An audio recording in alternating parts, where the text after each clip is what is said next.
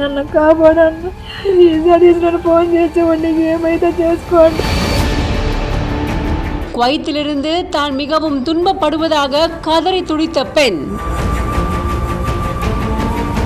அரசிடம் உதவி கேட்ட 24 மணி நேரத்தில் அதிரடி ஆக்ஷனில் இறங்கிய ஆந்திர அரசு. నేను ఇండియాకి వచ్చేసినాను.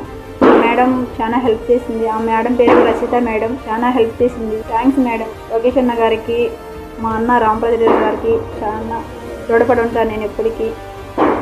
నేను ఇండియాకి వచ్చేసినాను. అందరికీ ధన్యవాదాలు.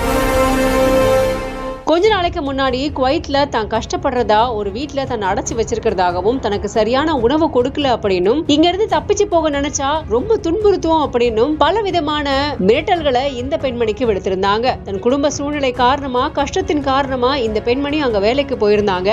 அப்போ தனக்கு சொன்ன வேலை வேறையாகவும் அங்க போய் செஞ்ச வேலை வேறையாகவும் இருந்து நான் அங்கிருந்து தப்பிச்சு எப்படியாவது இந்தியாவுக்கு வரணும், என்னை எப்படியாவது காப்பாத்துங்கன்னு இந்த பெண் போட்ட வீடியோ அப்போ வைரலா பகிரப்பட்டு வந்திருந்தது. உடனே இதுக்கான ஆக்ஷன் எடுத்திருக்காரு திரு நரா லோகேஷ் அவர்கள். அவர் மட்டும் இல்லாம ராம்பிரசாத் அவர்களும் மேலும் பல பேரும் இந்த பெண்ணை மீட்கிறதுக்காக பல நடவடிக்கைகளை எடுத்து அதுக்கப்புறமா ரச்சிதா அப்படிங்கிறவங்களோட உதவியோட இந்த பெண்மணி குவைத்ல இருந்து பத்திரமா இந்தியா வந்து சேர்ந்திருக்கிறதா அவங்க இப்போ ஒரு வீடியோ ஒன்று வெளியிட்டிருக்காங்க.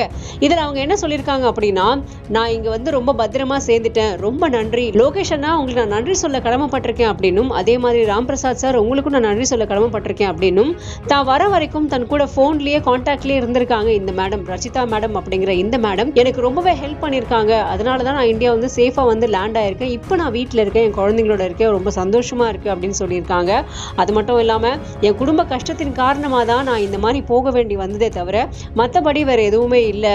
எனக்கு வர 6000 ரூபாய் அப்படிங்கிறது பத்தல. என் ஹஸ்பண்ட் ஒரு ஹேண்டிகாப்ட் அப்படிங்கிறதுனால என்னால இதை வச்சு சமாளிக்க முடியல. எனக்கு 3 பெண் குழந்தைகள் இருக்காங்க. இந்த மாதிரி ஒரு சுச்சுவேஷன்ல தான் நான் குவைத் போக வேண்டிய ஒரு சுச்சுவேஷன் வந்தது அப்படின்னும் இவங்க இந்த வீடியோல எக்ஸ்பிளைன் பண்ணியிருக்காங்க. அண்ட் அட் லாஸ்ட் எல்லாருக்குமே நன்றி தெரிவிச்சு தன்னை பத்திரமா மீட்டு இந்தியாவுக்கு திருப்பி கொண்டு வந்ததுக்காக திரும்பவும் ஒரு வாட்டி எல்லாருக்கும் நன்றியை தெரிவிச்சிருக்காங்க.